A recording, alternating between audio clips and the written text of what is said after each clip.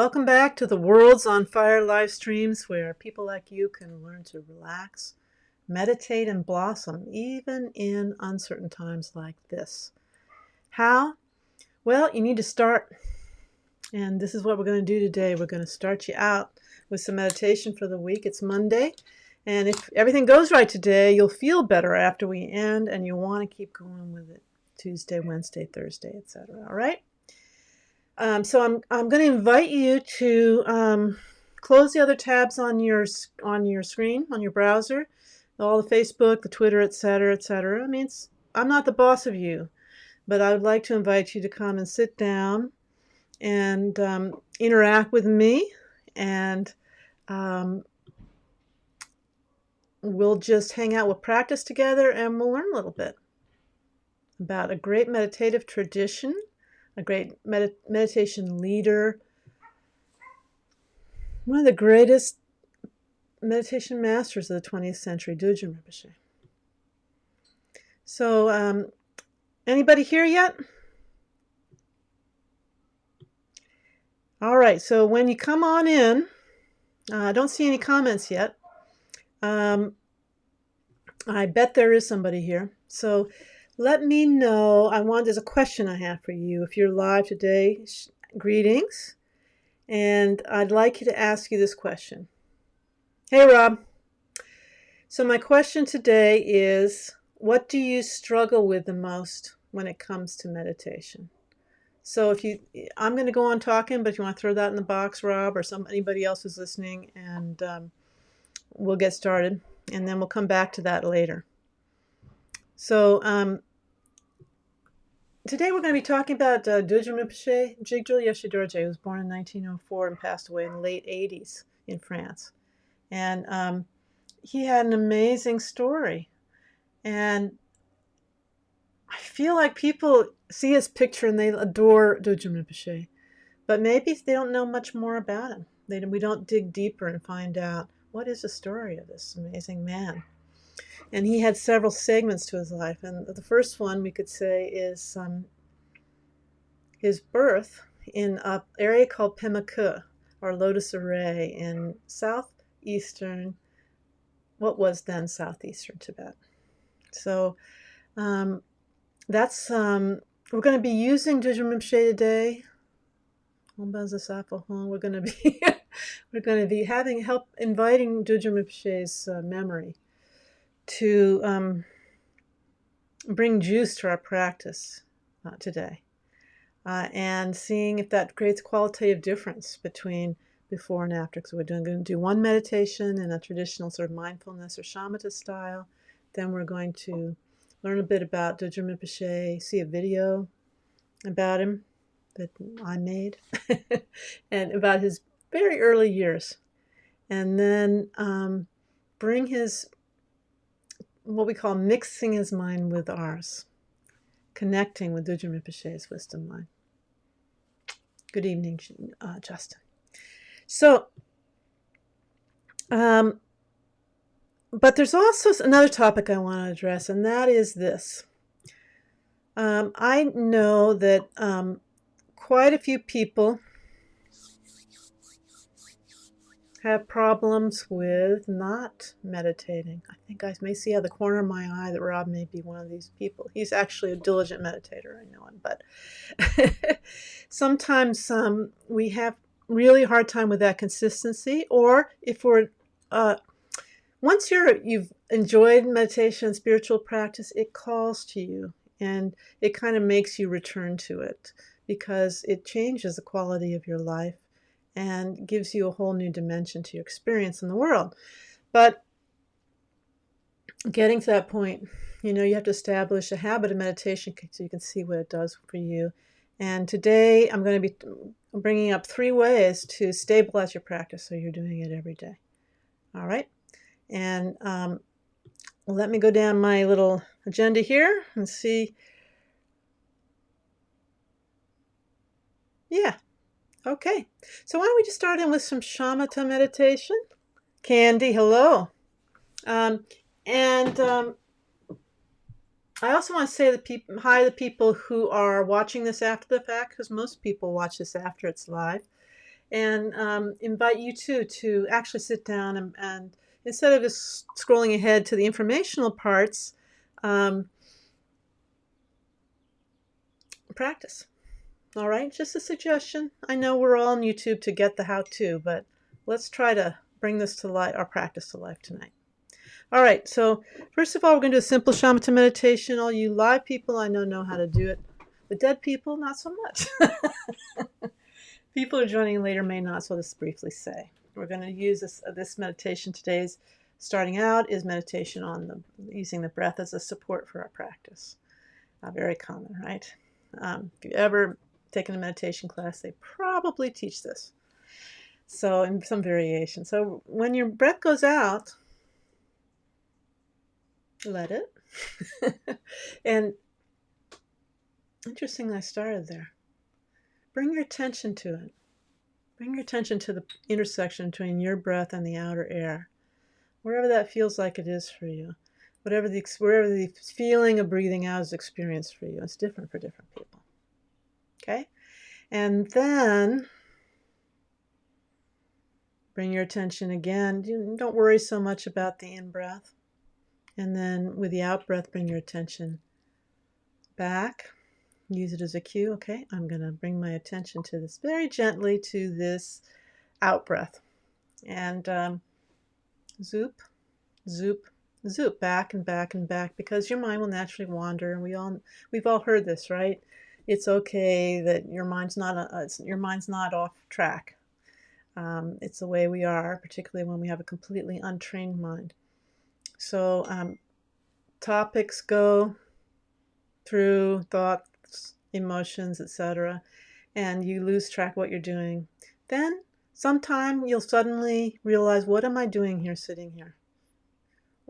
What's going on? And you'll want to bring it back to your breath at that point, naturally, without punishing yourself. And it's really that simple. This is, akin to really virtually the same as mindfulness meditation. And we're going to say more about it in a minute, but let's chime the triangle and meditate for 6:07. Meditate until 6:15.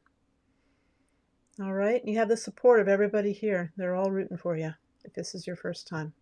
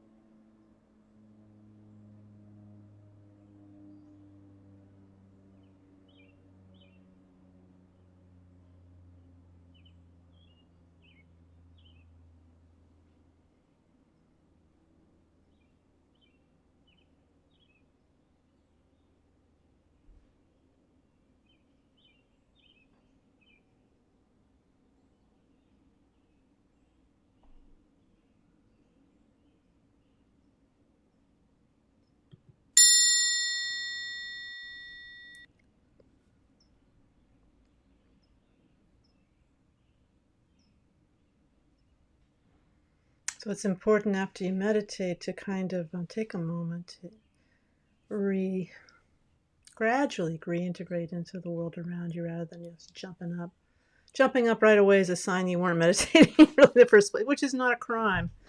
But, jumping up means you were thinking about what you needed to do, right? So try to just let those go, all the thoughts about the things you need to be doing, and gradually reintegrate with your post-meditation experience. Okay? So this is my first tip.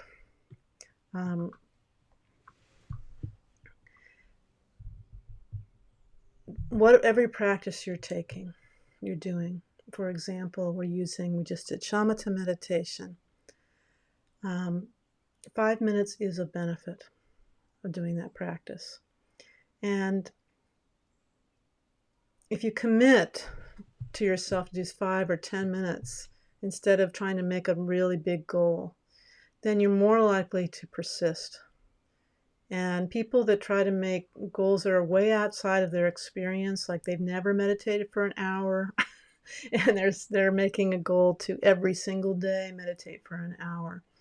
It's very noble to make that goal, but your inner child or your inner demons, if they'd call it in the Tibetan system, are going to push back against that. So find a length that you're comfortable with, that you really feel like you could do under any circumstances, whatever comes up in your life. And I went and looked for 5-minute meditation research today, and just in a second I found a study that was done in the Journal of Psychology and Clinical Psychiatry in 2015. They used with some mental health professionals. They taught them a meditation technique, and their group did it for 5 minutes a day for 7 days. And they took a bunch of quizzes beforehand. And the one that really changed for that 5-minute meditation and mindfulness meditation, or shamatha, was stress. So whatever you want to, their 14-point questionnaire came up with a quite significant change before that week when they came into this study, after they learned the technique and did it for a week, and then they retook the same test, and it showed that they were experiencing less stress. They weren't experiencing, blissful dancing in the space-time continuum. Well, neither have I, but it's very simple, and less stress is no joke.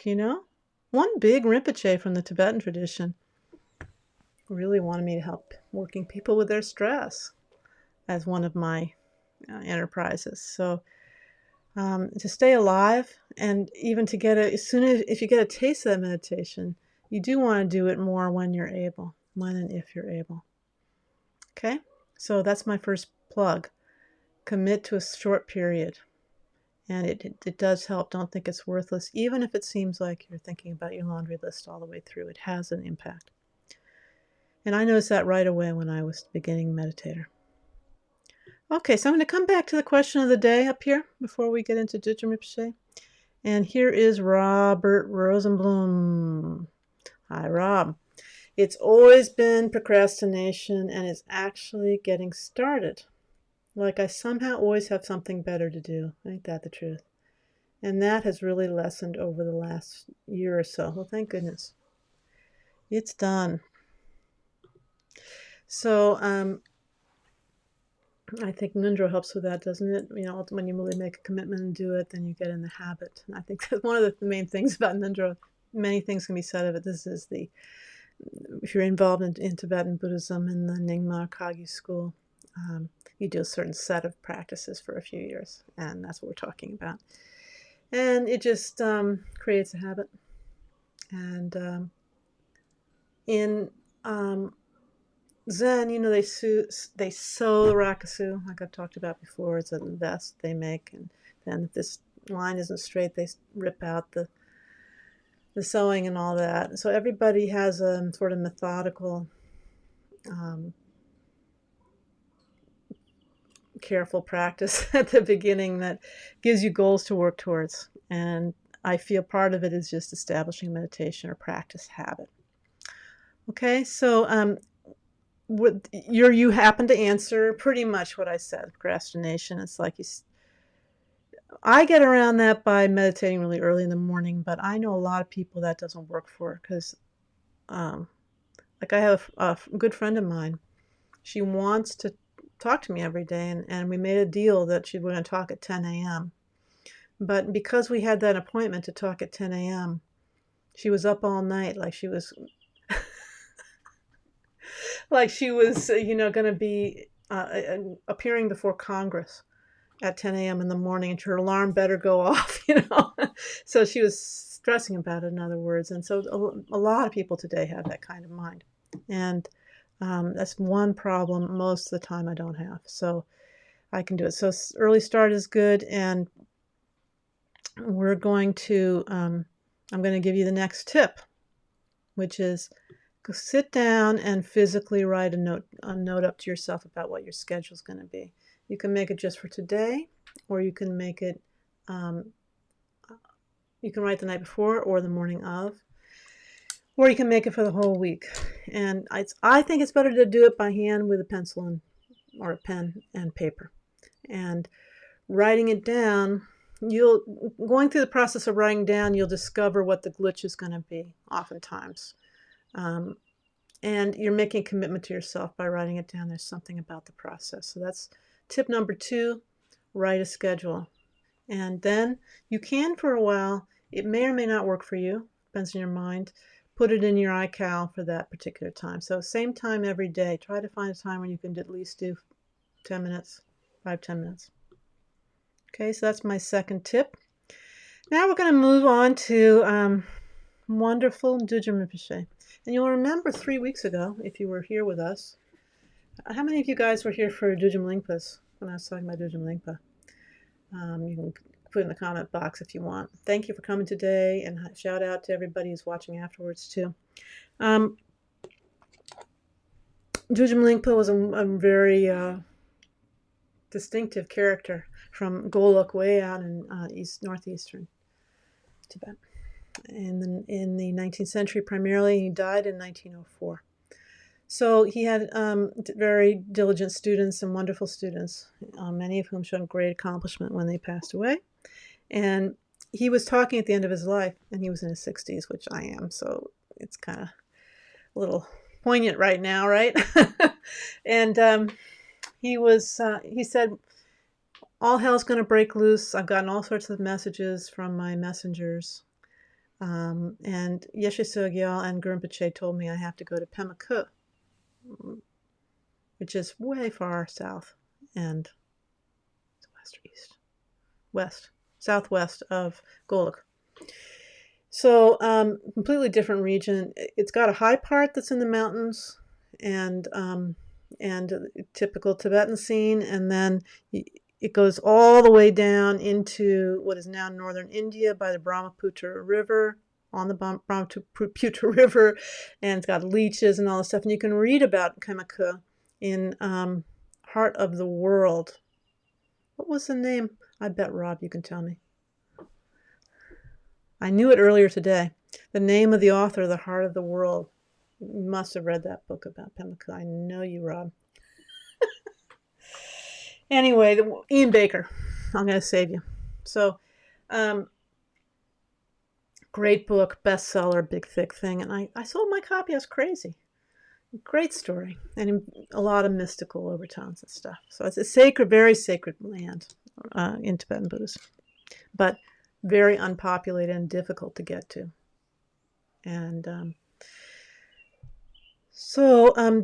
what was I saying? So Dudjom Lingpa, the great adept, we're going to pick up right where we left off.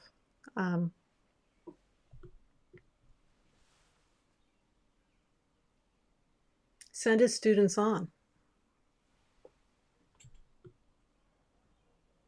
And he said, I'll meet you there. In fact, I'll beat you there. Let's see what my video says. So let's watch a little video about Dudjom Rinpoche's story, and then we're going to come back and read a meditation instruction from him. All right, here you go. Whoopsie, wrong one.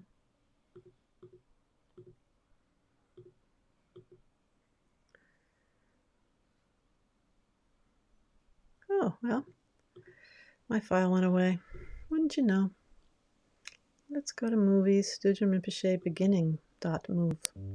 The great meditation master Dudjom Rinpoche said, "Now bad times are coming for Tibet.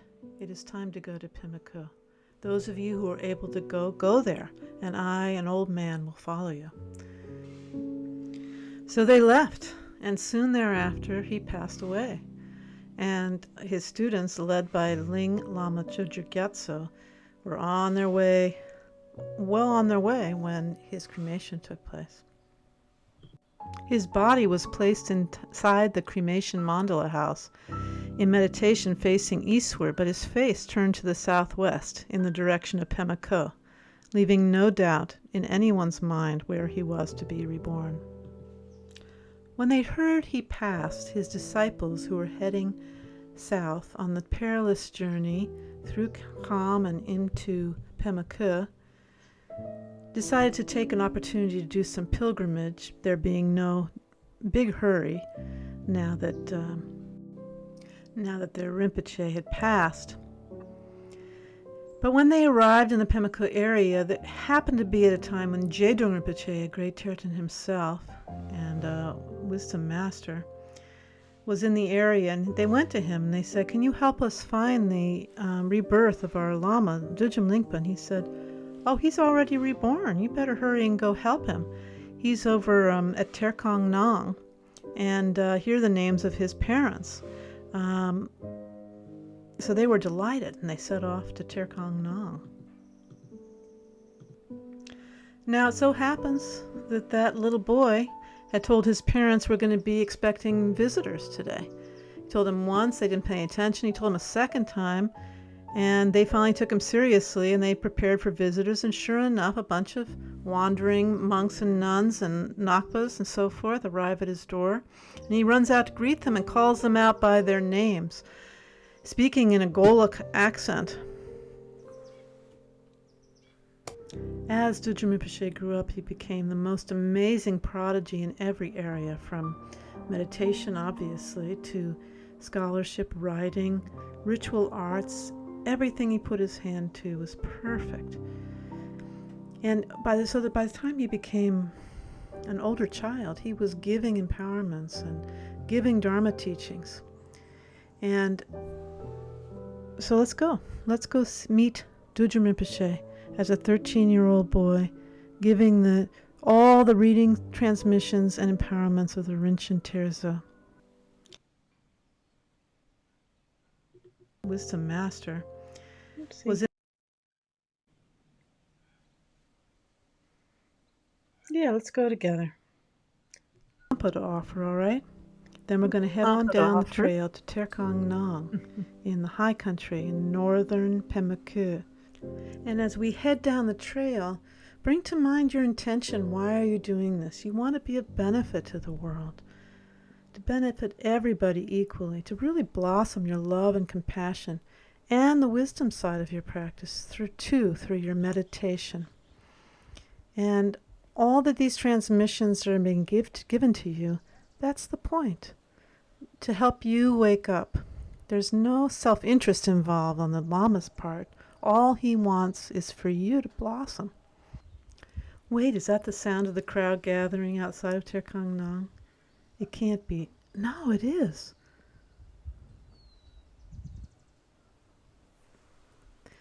They're doing their bows towards the building. They can't even see inside the building, but they know Dudjom Rinpoche is inside there. And so much faith has flowed into them that their eyes are filled with tears. Make your way through the crowd, and you catch a glimpse of the back of a woman's head. Such beautiful, fine hair, and a group of people is standing around. And the person turns around. It turns out it's Dudjom Rinpoche himself. He's almost indistinguishable from a woman. When you look closely, you see, actually, he's a very handsome young man, 13 years old. So the next several weeks, you're spending your time with hundreds of other people, receiving nothing but blessings from Dudjom Rinpoche. When you're up close, you get to look in his eyes, and the whole experience makes you feel thrills of blessings come in through the crown of your head. Ever after that, you're completely changed. Your practice seemed so superficial before, and now it's imbued with life and beauty and juiciness. And every day you're feeling you're making your way towards your meditation goals.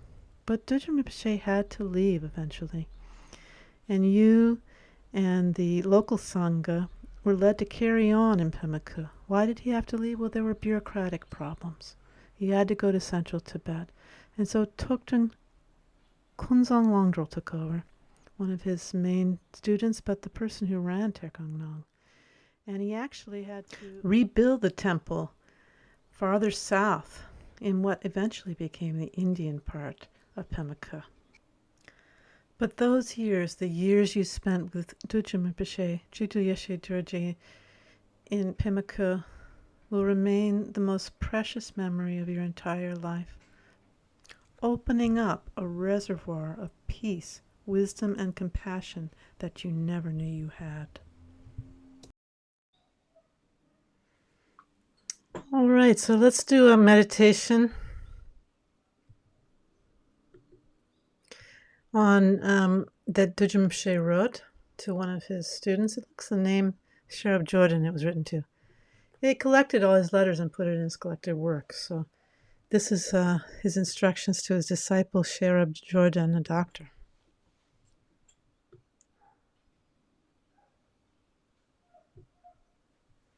And then we'll meditate. Or we'll do non-meditation in a meditative way. This fresh, present knowing, unbound by the intellect that clings to meditation, is naked, unobstructed non-meditation. Relax at ease and settle in a state of naturalness. This is the meaning of the realization of meditation. When thoughts move, let them. Movement arises and is liberated without a trace. When there is no movement, don't search for it. This is empty luminosity, naked, empty awareness. Tantric practice without suppression or cultivation with thoughts brings the accomplishment of the destruction of hope and fear. There is nothing more to add to this. Madman Dudjom said this. Let it remain like this in your heart.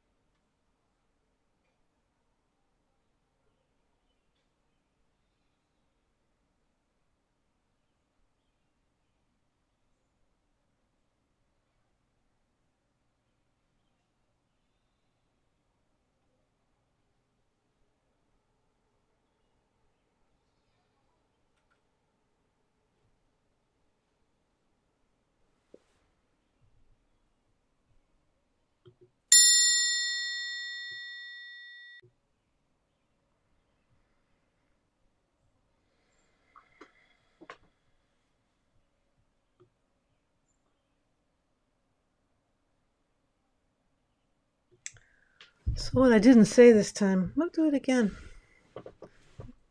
Nice, when I actually have an organized presentation. I actually don't run out of time. It's wonderful. So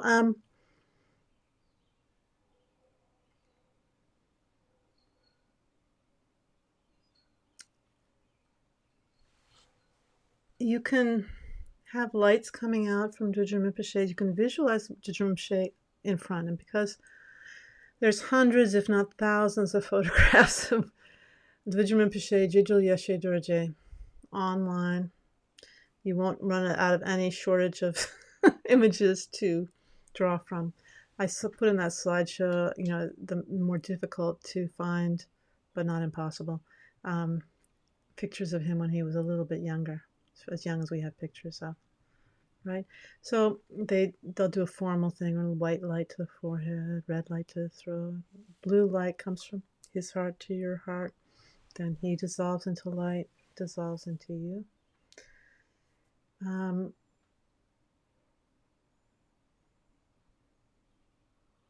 going to say something that'll be foreign to those of you who aren't Tibetan Buddhist practitioners, but bear with me. The archetypical, the embodiment of the spiritual guiding principle in particularly in Nyingma Buddhism, but in Tibetan Buddhism, is Guru Rinpoche Padmasambhava.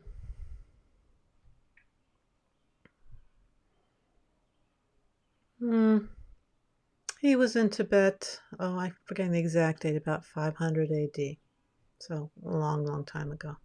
So he stabilized Tibetan Buddhism in Tibet for the first time. Efforts were being made, and they kept failing, and he came in and remedied the situation. And so he's like the father of Tibetan Buddhism in a lot of ways. And his main disciple, his the receptacle for all of his teachings, was Yeshe Tsogyal, who was like the mother of Tibetan Buddhism. And Dudjom Rinpoche was and then the main translator among his students, he had 84 main disciples, was Drukben Lotsawa. And Dudjom Rinpoche was the unity of Drukben Lotsawa, Yeshe Tsogyal, and Guru Rinpoche all in one. The mind emanation of Guru Rinpoche. And called also his Guru Rinpoche's regent for the 20th century, right? Think about him that way. It doesn't hurt. You can be skeptical in part of your mind, but he's never going to hurt you. He's not even around physically. So it's okay to trust 100% in Dudjom Rinpoche. And you'll find on YouTube wonderful video. There's one video I'll bring your attention to next week in the following weeks, when we're going into his later years of Rinpoche meditating. I never met him, but my teachers were his students. And just a lot of people just sit there with that video going and meditate with Dudjom Rinpoche. It's amazing, from 50 or 60 years ago. It's so wonderful. Did any of you guys ever meet Dudjom Rinpoche? I see a lot of younger people here. But if there's anybody on here who knew him, that would be fantastic. I do have friends who knew him. So I think I'm going to give you the final. Oh, I'm sorry, Justin. I don't think we've met. I'm going to give the final tip I have for how to stabilize a meditation, get a meditation going every single day in your life. Okay, and this tip, it'll seem ordinary, but it's really extraordinary what it can do for us. It's going to seem like the most boring, prosaic thing, but it's the ultimate tip for meditating in the 21st century. What do you think it is? What am I going to say?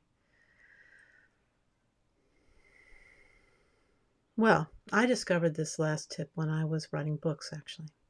I have 2 books out, Excavating Pema Köd, and which is a historical fiction, and then what's my other book's name? The Buddha of Lightning Peak. Yes, and they both were originally geared to young adults. Anyway, writing a book is no small feat, so I if any of you have done it, you know.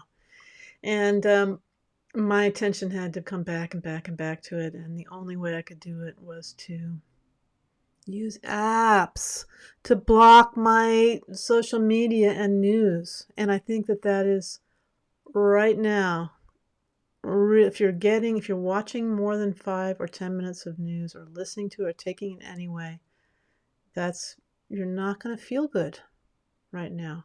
There's no really, unless you're a public health official or a politician, there's no need to be obsessing on the news anymore. I hope you guys have turned it off. Yeah, it's good to know basically what's going on out there. Take 5-10 minutes in the morning and then be done with it. I feel so much better doing that. I actually got on a cycle, like many of you maybe, of watching the mounting numbers of people dying and so forth. Counting, it's 50,000, 100,000. And it's human that we did that. But now's the time to control ourselves. And if you're like me, you don't have self-control. So I'm going to recommend iFocus for Mac. If you happen to be someone that relates mostly to the internet through your Macintosh computer. OneFocus, I'm sorry, not iFocus. Number 1 and Focus. These are also listed in the description of today's live stream. If you're on the iOS, there's one called FlipD, FLIPD. That'll block you and block you good. Once you set it, they won't let you back on again. And there's another one called called Offtime for Android. So please, if you've gotten into a habit of watching too much news or taking in too much internet, and you're having a hard time stabilizing a meditation practice, this is really helpful. And after a while, you probably don't need to use it anymore. I found it helped me turn a corner with it, so that I'm not being tempted as much to look at the news. So a little bit too much social media, but that's coming around too. Okay, so that's my best tip for stabilizing meditation in daily life. And this means that you can do it. And totally, if you're not already established in a meditation practice, you can do it every single day. Some kind of practice. Okay? All right, so we have time for one more little session. I think now we'll do merge our mind with Dudjom Rinpoche's mind. I wonder if I'm not, yeah. I wonder if that's how you bring up a photo.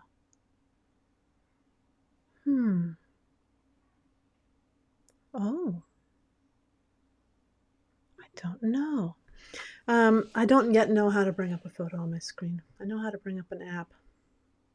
But you're going to have to remember what Dudjom Rinpoche looks like and go with that. And bring up his energy or the sense you got of him. And then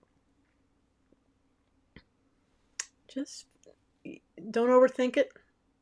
How do you merge minds? We have a material idea of minds, that there are only our brain. And brains are part of the picture, right?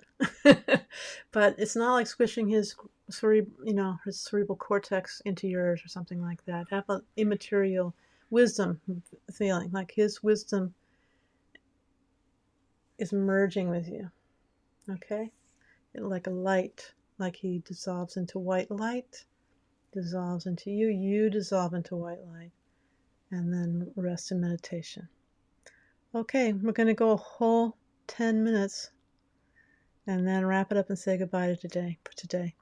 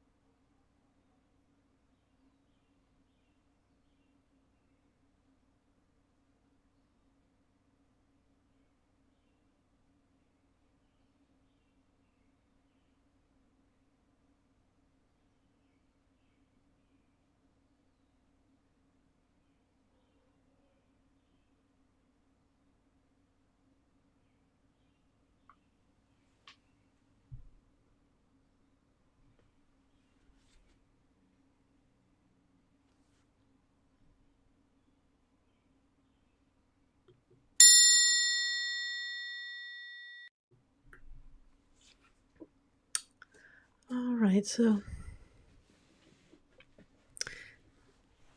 you see the difference there?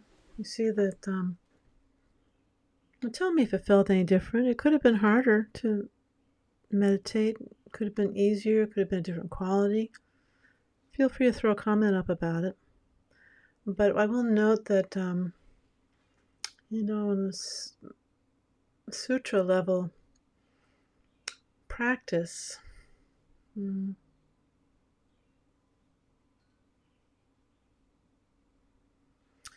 people are drawn to it who really need steps, really need rules.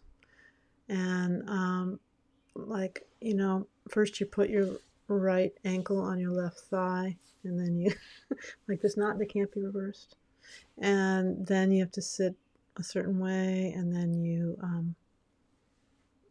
very strict about, it's 1/3 of the, you're breathing 1/3 through your mouth and 2/3 through your nose. And there's people's minds were suited to that approach. But there's other approaches, and this is much more regulated. I don't know how to put it exactly. Very minimalistic instruction. In fact, it doesn't even say sit in meditation posture. And then, so that if we went like our former time, we went through the meditation instruction, it's just basically sitting naked, unobstructed, non-meditation, they call it, because you're not reining in your mind methodically. And some kind of sun shines in your heart, as Lama Tarchen Rinpoche used to put it. You can feel when you merge your mind with a Lama, great Lama's mind, like Dudjom Rinpoche or his son, Tilinoba Rinpoche. Something opens up. It's like you become unobstructed, like some fake wetsuit that you've been wearing all your life just got taken off, and now you can feel the sun and the wind on your skin, but there's no content there. It's empty. There's the cogitation that makes sensations, when you feel a sensation, or turns it into a thought, and the thought processes that go into following after experiences just vanish, and there you are, like a cloudless sky. And just like Dudjom Rinpoche, because we have the same nature, even though he was a tuku who literally told his family that his people were coming and they had to set up the place, and then ran out to meet them as a just barely verbal child, saying, "Hey, Tinley, Lama so-and-so, good to see you again." And there is a lot of people who are skeptical about tukus, and their veracity, including a lot of Tibetan people, where they're very polite, but inside they're a little, I don't know. And actually, I'm going to tell you, oh gosh, should I tell you the story this time or next time? I'll tell you the story this time and next time. So right now, I'll have to ask my friend Lama Freddy's reconstruction, but Lama Tarchen Rinpoche had an uncle, Lama Sheram, and his father, of course, had a father, and they're both great lamas. And one of them, I can't remember which one, they were hearing about this amazing tuku who was giving like this incredible transmissions, like with such capability and blessing that they didn't know anybody could do it that way, that well. As a child, basically. I can't remember exactly how old he was, somewhere, like 13, like I was talking about. It was all the buzz, right? So this older Lama thought, this guy's a fake. They set up this, he's got this, like being trained like some sort of animal on a hook, to do this act for people, and I'm going to go over there and I'm going to call him out. Yeah. Can you believe it? And they went in there. I think maybe it was Rinpoche's father. And they sat down and they were amazed at this young man, and immediately went up and apologized, confessed, and he became one of his important disciples and followed him through all his travels until the end of his life. All right? So let's become like that. Let's blossom those kind of qualities. If not today, then tomorrow. All righty. Well, it looks like none of you have any more comments, so I'm going to say good night. Thank you very much for coming, and I'll see you next Monday. Don't forget to practice. Bye.